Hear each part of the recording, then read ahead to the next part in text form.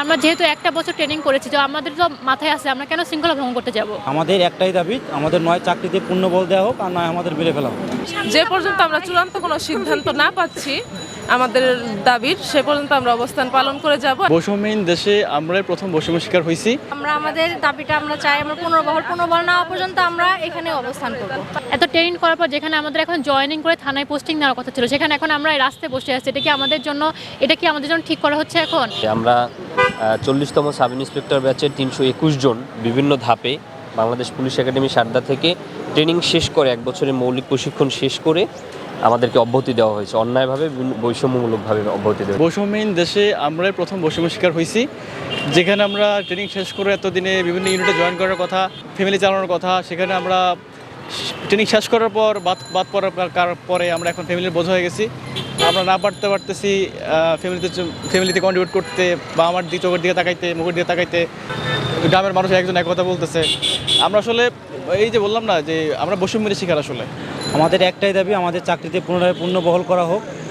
আপনারা হয়তো এর প্রতি অবগত হয়েছেন যে আমাদের 21 অক্টোবরে মোট 4 দফায় আমাদের 321 জন ক্যাডেটকে বহিষ্কৃত করা হয় শৃঙ্খলা ভঙ্গের অভিযোগে, কিন্তু যেটা সম্পূর্ণ ভিত্তিহীন ছিল।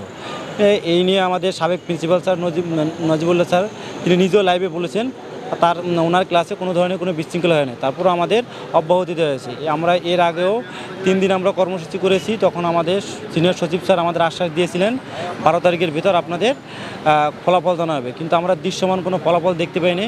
তাই বাধ্য হয়ে আমরা আবার আজ 13 তারিখে আমরা পুনরায় চাকরি পূর্ণ বলের দাবিতে আমরা আমরণ কর্মসূচি পালন করতেছি। আমাদের একটাই দাবি, আমাদের নয় চাকরিতে পূর্ণ বল দেওয়া হোক আর নয় আমাদের মেরে ফেলা হোক। আমরা একটা বছর ট্রেনিং করেছি, একটা বছর আমাদের মধ্যে কোনো শৃঙ্খলা ভঙ্গের কোনো কিছু হয় নাই। আমরা নিজেরা ওইখানে শৃঙ্খলা ভঙ্গ হলে আমাদের পানিশমেন্ট দেওয়া হয়, ইডি দেওয়া হয়, এক্সট্রা ডিল। যেটা আমাদের 1 বছরের মধ্যে আমার ব্যক্তিগত কোনো ইডি ছিল না, আমি কোনো শৃঙ্খলা ভঙ্গ করিনি। এখন ট্রেনিং শেষের সময় আমরা যখন পাসিং আউট প্র্যাকটিস শুরু করেছি, তখন আমাদের একটা অযৌক্তিক বিশৃঙ্খলার অভিযোগ দিয়ে আমাদের চাকরি থেকে আসলে অব্যাহতি করা হয়। আর আমাদের তো এই অব্যাহতিটা আমরা জানতামই না। আমাদের ছুটিতে পাঠানো হয়েছিল 5 দিনে। আমরা বাসায় আসার তার পরের দিন আমাদের নিজ থানায় হলো ডিসচার্জ লেটারটা পাঠিয়ে দিয়েছি। আমরা এখানেই অবস্থান করব। আমরা আমাদের দাবিটা আমরা চাই, আমরা পুনর্বল না হওয়া পর্যন্ত আমরা এখানেই অবস্থান করব।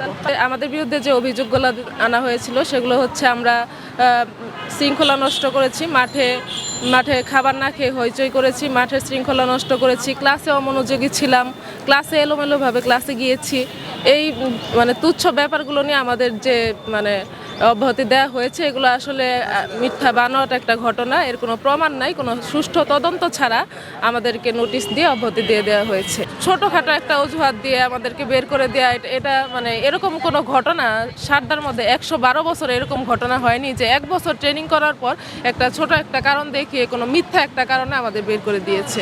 তো আমরা এর সুষ্ঠু সমাধান চেয়ে পুনর্বহলের জন্য আমরা অবস্থান করছি। এই অবস্থান আমরা যে পর্যন্ত আমরা চূড়ান্ত কোনো সিদ্ধান্ত না পাচ্ছি আমাদের দাবির, সে পর্যন্ত আমরা অবস্থান পালন করে যাব। একাডেমির ভাষ্যমতে আমরা শৃঙ্খলা ভঙ্গ করেছি, কিন্তু এমন কোনো ঘটনা ঘটে নাই। এটা পুরোপুরি একটা বানোয়াট, একটা মিথ্যা একটা অভিযোগ। আর আমরা যেহেতু একটা বছর ট্রেনিং করেছি, তো আমাদের তো মাথায় আছে আমরা কেন শৃঙ্খলা ভঙ্গ করতে যাব। এত ট্রেনিং করার পর যেখানে আমাদের এখন জয়েনিং করে থানায় পোস্টিং নেওয়ার কথা ছিল, সেখানে এখন আমরা রাস্তায় বসে আছি। এটা কি আমাদের জন্য ঠিক করা হচ্ছে এখন? যেখানে আমরা বাংলাদেশের মতো দেশে একটা জব পাওয়া অনেক কষ্টকর, তারপর সরকারের একটা জব, আমরা নিজে কষ্ট করে মেধার ভিত্তিতে পরীক্ষা দিয়ে নিজের যোগ্যতায় জবটা পেয়েছি, তারপরে একটা বছর কষ্ট করে ট্রেনিং করেছি, সেখানে এখন আমাদের এই রাস্তায় বসে থাকা লাগতেছে। এটা কি আমাদের কপালে ছিল? আমি কখনো চিন্তা করছিলাম যে আমরা রাস্তায় বসে থাকবো? তো এটা পুরোপুরি আমাদের সাথে একটা অন্যায় করা হয়েছে।